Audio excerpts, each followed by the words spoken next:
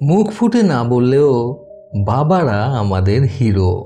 কিন্তু হিরোদেরও তো মন খারাপ করে, শরীর খারাপ করে, কখনো কখনো ক্লান্ত লাগে, দুর্বল লাগে।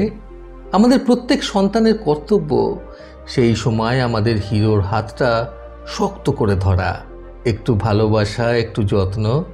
আর আমাদের সাফল্য ছাড়া তারা যে আর কিছুই চান না। বন্ধুরা, এই অসাধারণ প্রসঙ্গটাকে কেন্দ্র করে আজকে আমি আপনাদের এক অফিসের প্রবীণ কর্মচারী সুরঞ্জন বাবুর একটি সুন্দর গল্প শোনাবো।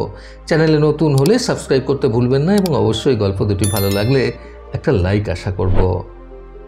সুরঞ্জন বাবু যে অফিসে চাকরি করেন সেই অফিসেই ওনার এক সহকর্মী এসে অফিস আওয়ার্সে ওনাকে বললেন, সুরঞ্জন দা, তমাল স্যার তোমাকে ডাকছেন।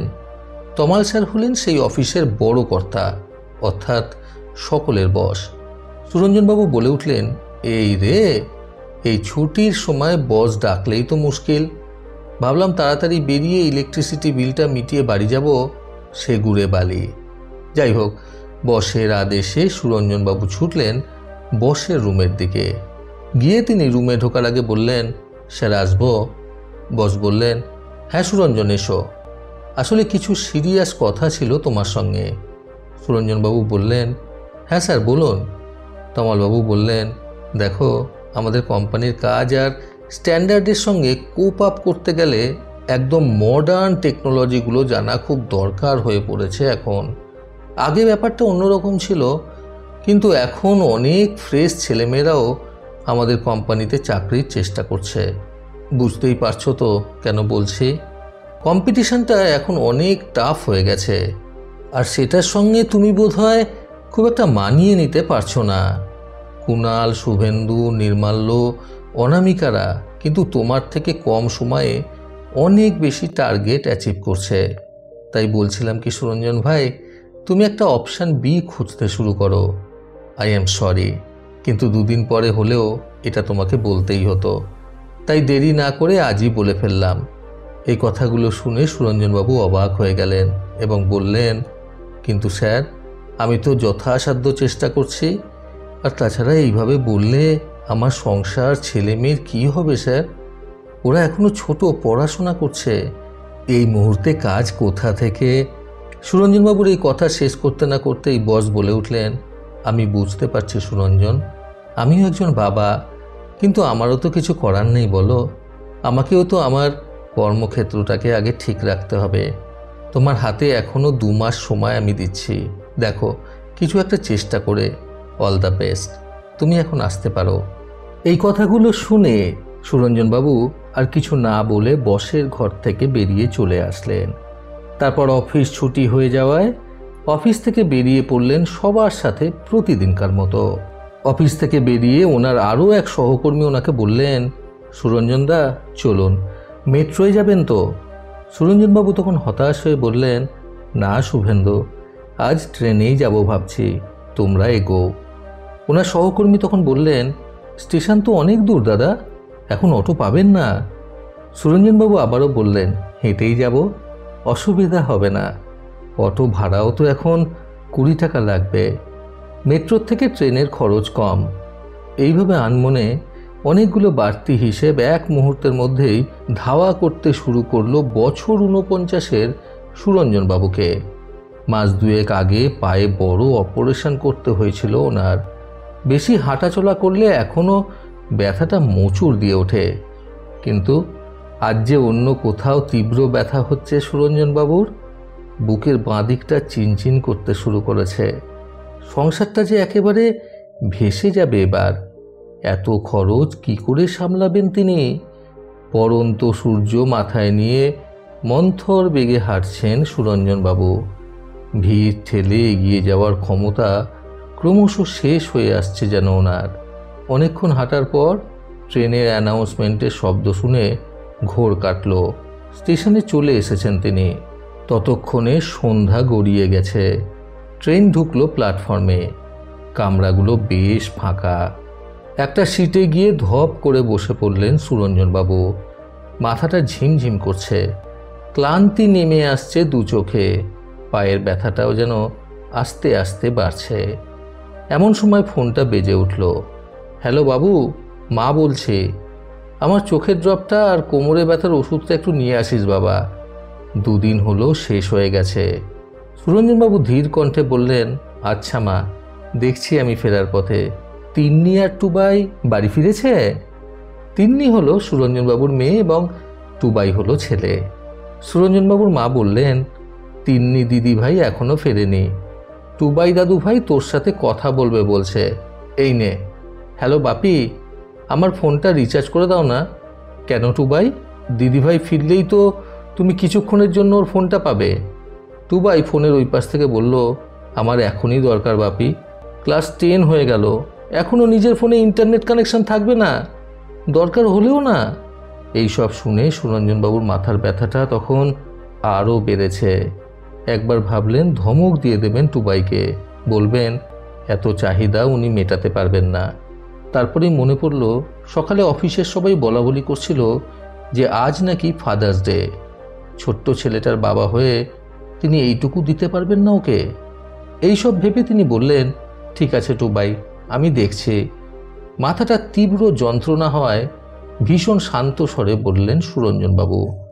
ফোনটা রেখে দিয়ে পিছনের দিকে মাথাটা হেলিয়ে বসলেন। ব্যাগ থেকে একটা সস্তার বাম বার করে ঘষে নিলেন কপালের ওপর। চোখ দুটো বুজে আসছে, বড্ড বিশ্রাম নিতে ইচ্ছা করছে। অনেক তো হলো, আর কত?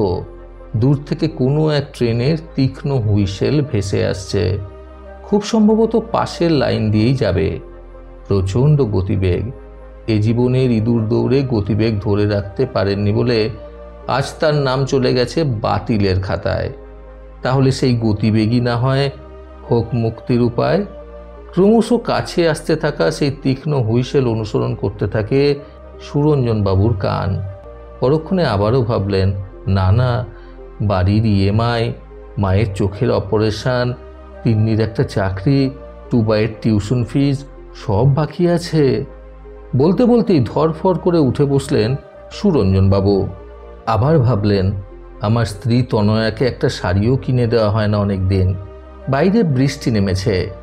একটা শীতল হাওয়ার ঝাপটা ট্রেনের খোলা জানালা দিয়ে ঢুকে এলো কামরার ভেতর।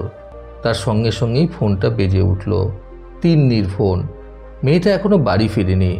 কোনো বিপদ হলো না তো? ফোনটা তুলে সুরঞ্জনবাবু বললেন, হ্যালো তিন্নিমা। ওই পাশ থেকে তিন্নি বলল, হ্যাঁ বাবা, ঠাম্মির কোমরে ব্যথার ওষুধ কি 2 পাতা নেব? সুরঞ্জনবাবু বললেন, হ্যাঁ, কিন্তু তুই ওষুধ কিনতে গিয়েছিস কেন?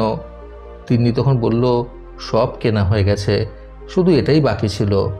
ইলেকট্রিসিটি বিলও দিয়ে দিয়েছি, তুমি চিন্তা করো না। কিন্তু এতগুলো টাকা? এই বলে নিজের কথা শেষ করতে না করতে তিন্নি বলে উঠল, চাকরির পরীক্ষাটায় আমি পাশ করে গেছি বাবা, সামনের মাসে জয়েনিং, তাই জমানো টাকাগুলো আজ খরচ করেই ফেললাম।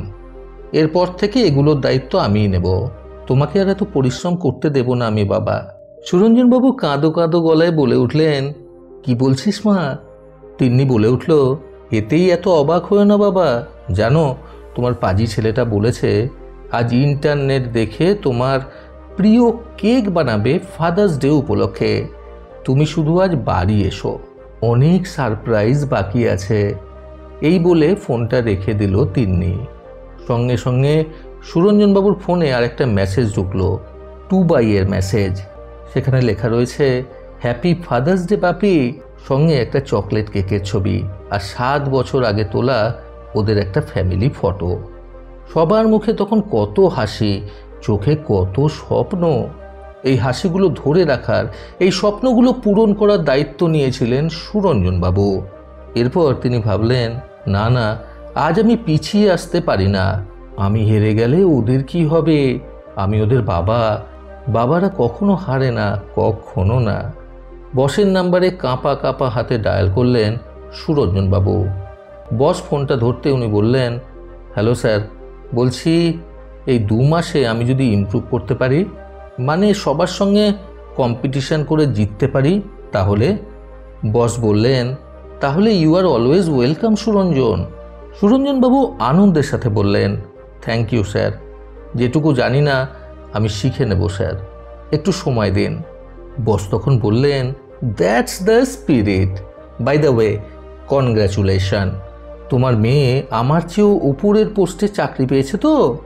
সুরঞ্জনবাবু এটা শুনে যেন আকাশ থেকে পড়লেন এবং তিনি বললেন, হ্যাঁ স্যার, কি বললেন? বস তখন বললেন, কিছু না সুরঞ্জন, পরে সবই জানতে পারবে, এখন রাখি। ও হ্যাঁ, হ্যাপি ফাদার্স ডে। সুরঞ্জনবাবু খুবই আনন্দের সাথে বললেন, happy father's day sir, happy father's day. বন্ধুরা, সংসারের প্রকৃত হিরোকে চিনতে আজকের গল্প থেকে শিক্ষণীয় 3টি কথা সর্বদা মনে রাখুন। প্রথমত, আমাদের প্রত্যেকের বাবারাই কিন্তু আমাদের রিয়েল হিরো। দ্বিতীয়ত, হেরে যাওয়ার আগে সবসময় একবার জিতে যাওয়ার স্বপ্ন দেখতে হয়। তৃতীয়ত, প্রতিযোগিতাময় এই দুনিয়াতে টিকে থাকতে হলে সবসময় নিজেকে অনন্য প্রমাণ করে দেখাতে হবে। প্রতিবারের মতো আবারও বলবো, এই পৃথিবী তাদেরকেই সম্মান দেয় যারা ইউনিক কিছু করার ক্ষমতা রাখে। সকলে সুস্থ এবং সুন্দর জীবন কামনায় প্রকৃত জীবন থেকে আমি সন্তু চক্রবর্তী আবার আসবো আগামীকাল নতুন সুন্দর শিক্ষণীয় একটি ছোট গল্পের সাথে। ভালো শুনুন, ভালো থাকুন, ধন্যবাদ।